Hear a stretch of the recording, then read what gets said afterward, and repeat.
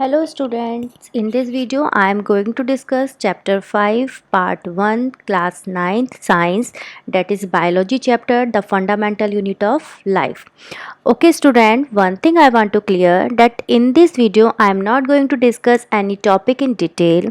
In this video I am going to discuss the topic and the point which we will cover in these topics. Because क्या है बच्चा कि ये जो chapter है it's a little bit complex chapter. तो इसमें क्या होता है कि हम बड़ा कन्फ्यूज़न होता है कि कौन सा पॉइंट किस टॉपिक के अंदर हमें कवर करना है या आना है. तो उस चीज़ को क्लियर करने के लिए सारे टॉपिक्स की पिक्चर आपके माइंड में क्लियर हो जाए, इसलिए मैंने ये वीडियो आपके लिए तैयार किया है. तो सबसे पहले हम लोग डिस्कस करेंगे सेल थ्योरी और सेल. फिर उसके बाद डिस्कस करेंगे क्योंकि बेसिक यूनिट सेल्स, इसमें हमें सेल्स के बारे में ही पढ़ना है. Cell theory and cell. Second topic we will discuss type of organism. There are two type of organism, unicellular organism और multicellular organism. After that we will discuss that cell is made up of three things, mainly three things, that is plasma membrane, cell membrane, cytoplasm और nucleus. ये तीन चीज़ों से मिलकर cell बनी हुई होती है. उसके बाद अगर प्लांट सेल है तो उसमें सेल वॉल भी प्रेजेंट होती है.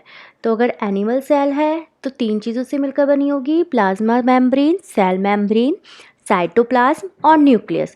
और अगर प्लांट सेल है तो वो plasma membrane, cell wall, cytoplasm और न्यूक्लियस, इन चार चीज़ों से मिलकर बनी होगी. प्लाज्मा मेम्ब्रेन में हम लोग कवर करेंगे properties and function of plasma membrane. Properties के अंदर we will cover diffusion and osmosis. These both are very important points and very important topics. इन पे बहुत क्वेश्चंस आते हैं. The diffusion and osmosis is also the part of diffusion. और इसी के अंदर हम कवर करेंगे हाइपरटोनिक, आइसोटोनिक और हाइपोटोनिक. इन पे हमेशा क्वेश्चंस आता है, हमेशा. It's very important point. तो इसलिए ये चीज़ यहाँ पे क्लियर हो जाएगी कि डिफ्यूज़न और ऑस्मोसिस हमने कहाँ पे कवर किया था, हाइपरटोनिक, आइसोटोनिक किससे रिलेटेड है, तो उसके बारे में आंसर देना आपके लिए ईजी हो जाएगा. आफ्टर डैट न्यूक्लियस, जो हमने यहाँ पे देखा था, न्यूक्लियस इज प्रेजेंट होता है. न्यूक्लियस के अंदर we will cover structure and function of nucleus.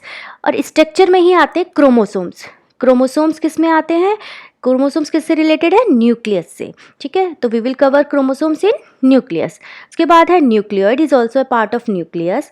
ये प्रोकैरियोटिक सेल्स में प्रेजेंट होते हैं. किसमें, प्रोकैरियोटिक सेल्स में. और इसके स्ट्रक्चर के बारे में पढ़ेंगे हम लोग. उसके बाद आता है साइटोप्लाज्म, जो कि हमने यहाँ पे देखा था. Cell is made up of cytoplasm, nucleus. Plasma membrane का हमने यहाँ डिस्कस कर लिया. सेल वॉल का हमने यहाँ डिस्कस कर लिया कि उसकी प्रॉपर्टीज और फंक्शन पढ़ेंगे. साइटोप्लाज्म क्या हम लोग आगे देख रहे हैं. साइटोप्लाज्म के अंदर हम लोग क्या क्या पढ़ेंगे, साइटोसॉल के बारे में, उसके फंक्शंस के बारे में, साइटोप्लाज्म के फंक्शंस के बारे में, और सेल ऑर्गेनेल्स. ठीक है, कहाँ मिले साइटोप्लाज्म के अंदर सेल ऑर्गेनेल्स मिलते हैं. साइटोप्लाज्म कहाँ होता है, सेल के अंदर प्रेजेंट होता है. सेल के अंदर साइटोप्लाज्म और उसी में सेल ऑर्गेनेल्स. अब सेल ऑर्गेनेल्स जो होते हैं उनको on the basis of membrane के प्रेजेंस और एब्सेंस के बेसिस पर 3 पार्ट्स में डिवाइड किया गया है. Without membrane, single membrane bound और double membrane bound. Without membrane ribosomes, ये एग्जाम्पल्स हैं जिनको हमें डिटेल में पढ़ना है आगे. Single membrane bound vacuoles, lysosomes, Golgi bodies, endoplasmic reticulum, इसे गोल्जी बॉडीज भी बोलते हैं और गोल्जी अपैरेटस भी बोलते हैं. डबल मेम्ब्रेन बाउंड माइटोकॉन्ड्रिया और क्लोरोप्लास्ट. आफ्टर डैट जो सेल ऑर्गेनेल्स हमें डिटेल में पढ़ने हैं वो हम आगे देखते हैं. एंडोप्लाज्मिक रेटिकुलम में हम लोग पढ़ेंगे उसके स्ट्रक्चर, उसके फंक्शन के बारे में और उसके टाइप्स के बारे में.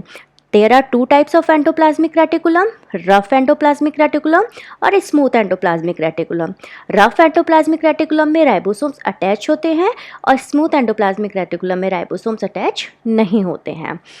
इसके बाद आते हैं ये 4 cell organelles, Golgi apparatus, lysosomes, mitochondria और वैक्यूल्स। इनके सिर्फ स्ट्रक्चर और फंक्शन के बारे में पढ़ेंगे। ऐसा नहीं है ये इंपॉर्टेंट नहीं है, these are very important. Okay, बस हाँ इनके स्ट्रक्चर फंक्शन के बारे में पढ़ना है, बहुत ज़्यादा डिटेल में नहीं जाना है, लेकिन these are very important. Mitochondria is very important, अपने आप में एक मतलब बहुत इंपॉर्टेंट है। इस पर अपना एक क्वेश्चन आता है, लाइसोसोम सुसाइड बैग्स के ऊपर एक क्वेश्चन आता है, तो इसलिए मैंने यहाँ पे अलग से दिखाया हुआ है कि लाइसोसोम्स को सुसाइड बैग्स बोलते हैं, माइटोकॉन्ड्रिया को पावर हाउस भी बोलते हैं, ताकि ये माइंड में पिक्चर यहाँ क्लियर हो जाए कि अगर सुसाइड बैग पे क्वेश्चन आए तो आपको एकदम माइंड में क्लिक कर जाए कि लाइसोसोम्स के अंदर हमने सुसाइड बैग को पढ़ा था या कवर किया था। Next plastids. प्लास्टिड्स में हम लोग पढ़ेंगे उसके टाइप्स, उसके स्ट्रक्चर और उसके फंक्शंस के बारे में। टाइप्स में there are 3 types of plastids, chromoplast, leucoplast और chloroplast. Chromoplast is colour plastids, leucoplast white और कलरलेस प्लास्टिक। आफ्टर दैट ये 3 चीज़ें हैं जिनके बारे में, जिनके डिफरेंसेस हमें पढ़ने इस चैप्टर में।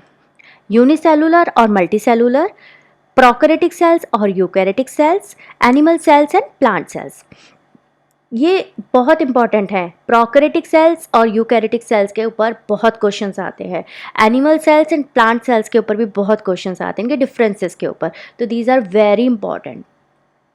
After that, the last topic is cell division. Cell division में we will cover mitosis and meiosis. Okay student, I hope कि आपको समझ में आया होगा. Please watch my next video. Must watch my next video because I will cover all this topic. I will explain all this topic in detail in my next videos. Okay student, bye bye, take care, and please like, share and subscribe my video. Thank you so much.